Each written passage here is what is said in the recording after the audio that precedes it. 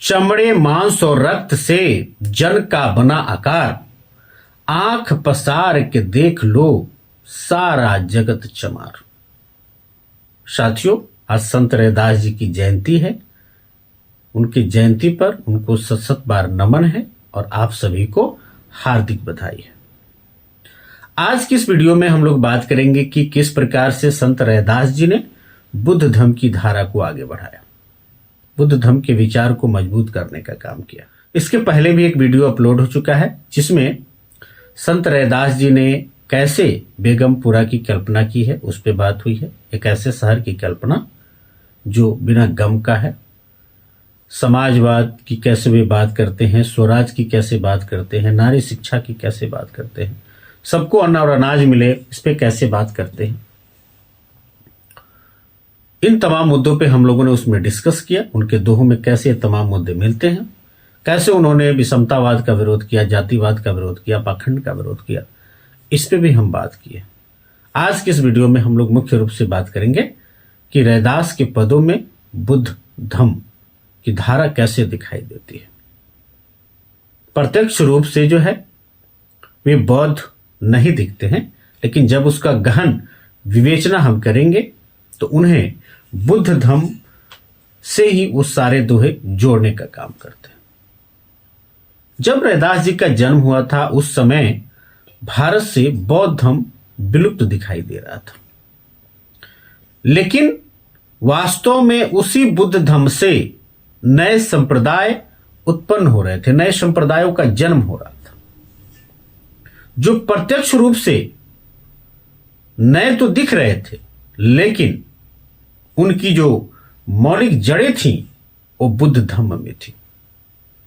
बौद्ध धर्म का ही एक संप्रदाय सहजयान था, जिसके प्रमुख व्यक्तियों में मध्यकाल के जो संत रैदास हैं, संत कबीर हैं, ये सर्वाधिक विख्यात थे। संत रैदास के पदों का गहन अध्ययन किया जाए तो बुद्ध के वचनों के सिवा कुछ भी नहीं है।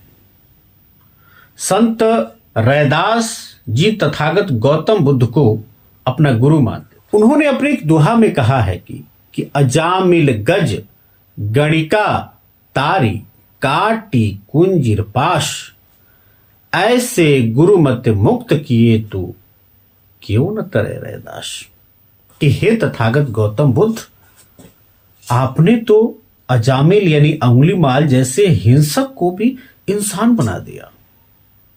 आपने पागल हाथी को शांत किया। गणिका यानी आपने आम्रपाली को मार्ग दिया, उनके मार्गदाता बने और आपने जो है बौद्ध संघ में, भिक्षु संघ में उनको शामिल किया।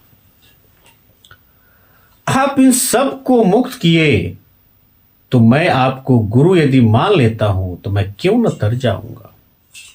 संत रैदास और संत कबीर अपने दोहों में बुद्ध को अपना गुरु घोषित किए, लेकिन इस देश के जातिवादी, विषमतावादी, पाखंडी और मानवता विरोधी लोगों ने ये प्रचारित किया कि ये लोग, ये जो संत थे, भक्ति कर रहे थे।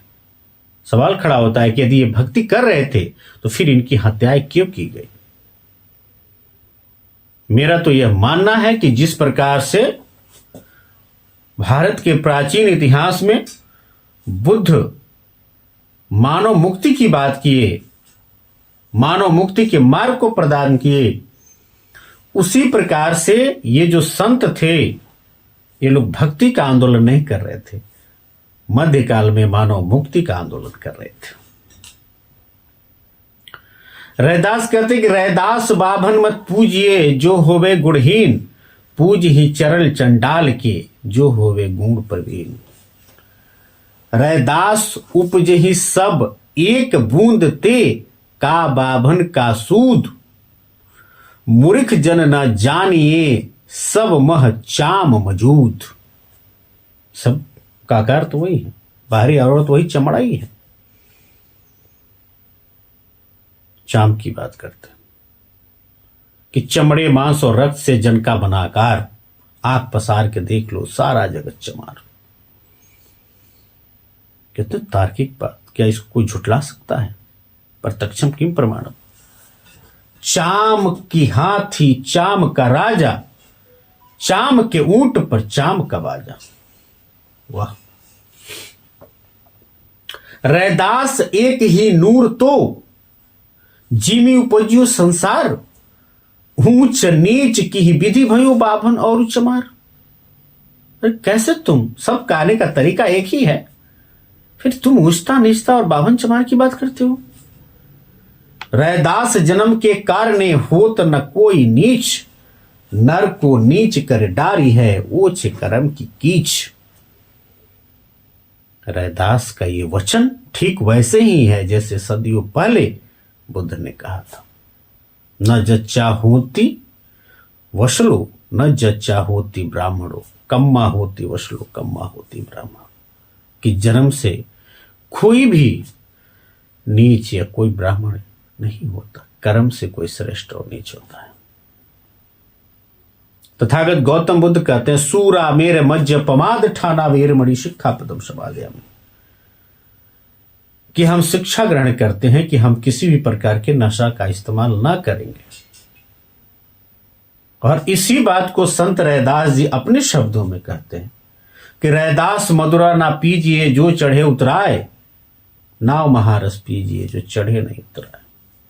संत रैदास के पदों में बड़ी गहन बौद्ध शब्दावलियों का, टर्मिनोलॉजी का प्रयोग हुआ है। संत रैदास कहते हैं, कही रैदास तजी समतृष्ण। और तथागत गौतम बुद्ध को जब संबोधि मिलता है, उनका वचन, पहला वचन है, तन्हान खय मन जगा, कि तृष्णा का मेरा क्षय हो गया। बुद्ध कहते हैं, मनोपगम्मा धम्मा मनो सेठा मनोमया, यानी मन के श्रेष्ठता को बुद्ध दिखाते हैं।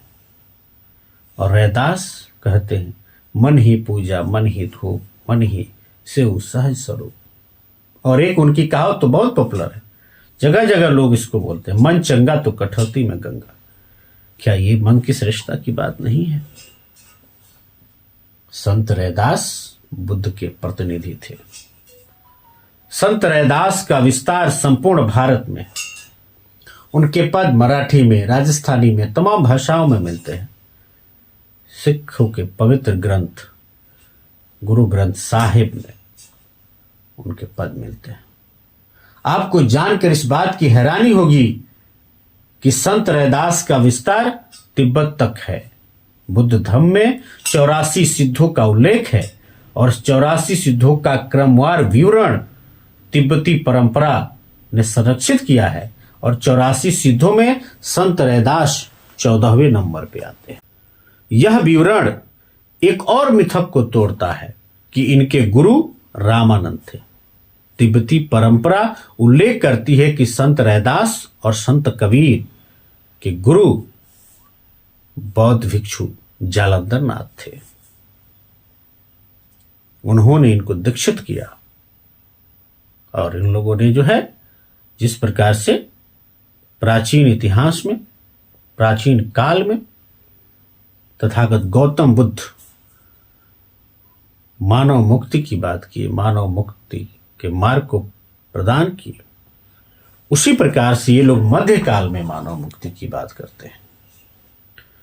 वो बुद्धवादी परंपरा जो भारत की मौलिक परंपरा है, जो वैज्ञानिक है, जो तार्किक है, जिसमें पाखंड नहीं है, आडंबर नहीं है, कर्मकांड नहीं है, जो भारत को विश्व गुरु बनाने की क्षमता रखता है, जिसके बदौलत भारत का देश दुनिया में नाम और पहचान है, उसको इन लोगों ने मध्यकाल में फिर आगे बढ़ाने का काम किया।